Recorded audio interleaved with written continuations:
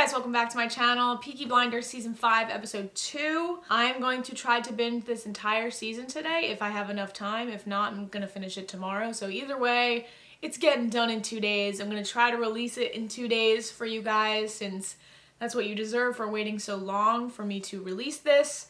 And I apologize again for that. I feel like I'm excessively apologizing, but that's really annoying that I didn't release it on time when it came out. But yeah, better late than never. I'm getting back into it, and let's go over what happened in episode 1. I'm gonna keep this short and sweet because I want to get into this episode. Basically, stock market crashed. The Shelbys have business in America. Michael was there with his new girlfriend, Gina. It crashed. They need to try to recover from this. Tommy is dealing with PTSD. He's dealing with, you know, flashbacks of Grace, all that good stuff. And he's also dealing with some side things like the Communist Party and how he's going to infiltrate that. He's dealing with how to be a politician. He is the Labour MP of Birmingham. And he's dealing with family issues. He's got Linda up his ass, which I did not talk about last episode, but Linda is going to be a problem, I think, this season.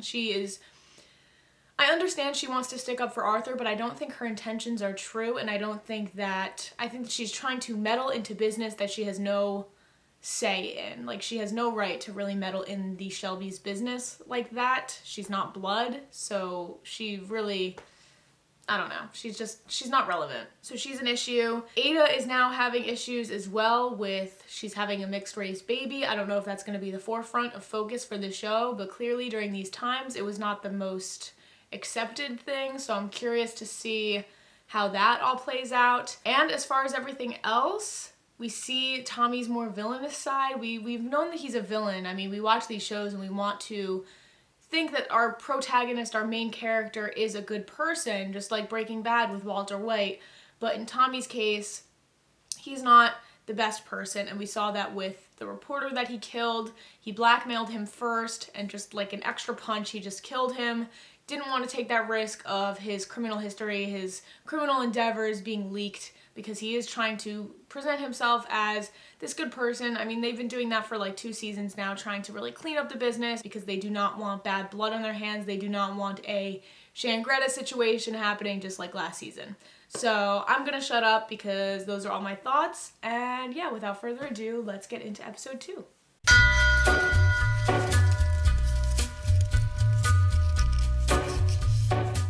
Before I get into episode 3, because I really do want to get into episode 3 and not really talk a lot, this black cat, let's discuss that, because I feel like the writing would make us believe that it could be multiple people, it could be anybody. They're really writing it to make it seem like Tommy is this he is paranoid, but more paranoid than usual because he keeps having these dreams about people taking his throne. They're coming at him from all sides.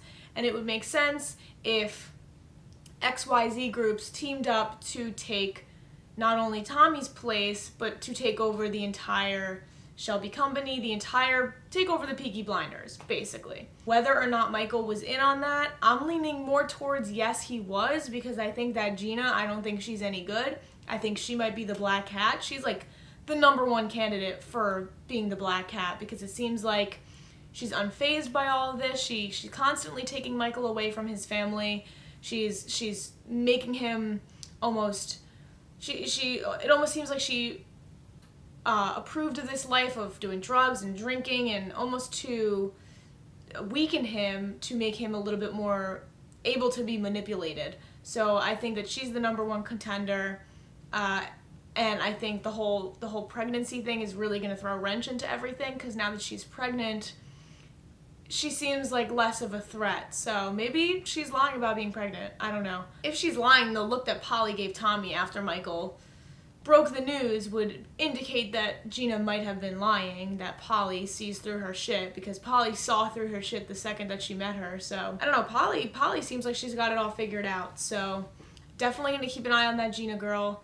Everybody's keeping an eye on Michael, but I don't think they're really keeping an eye on Gina, because they don't think that a woman could really manipulate a man and run things and sway all of this. But I want to know what her motivations are, and I don't think that's going to be explained until the end of the season, because I do think that she is up to some fishy shit. As far as other candidates for the Black Cat, I think Linda is like number 2. She could be honestly the main contender. It seems like she's trying to pull Arthur away from the family. She's always done that, so it's not really new information. It seems like she's trying to take over almost.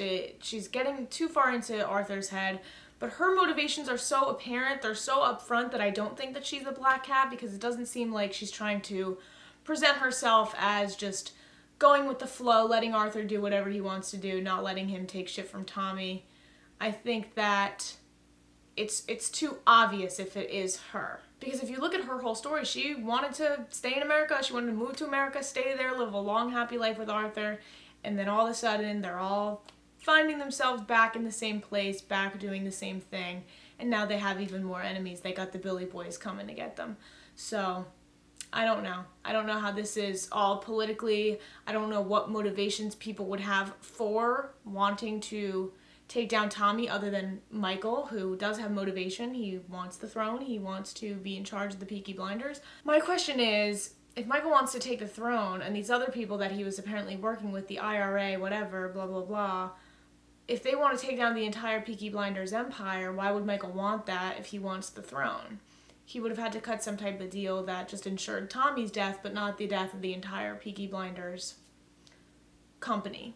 So that's my question right now, is what Michael is thinking, what his motivations are, because clearly he wants to be respected, he wants power. I just don't think that he has the smarts, I don't think that he has the experience to do that. So Michael is not really on my radar right now as a threat. Right now I'm looking at Gina and I'm looking at Linda as far as the Black Cat goes. That's who I'm looking at. But yeah, I'm going to shut up and get right into episode 3. So as always, thank you guys for watching. Check out my other reactions if you have not already. And I will see you guys for episode 3. Alright, bye guys.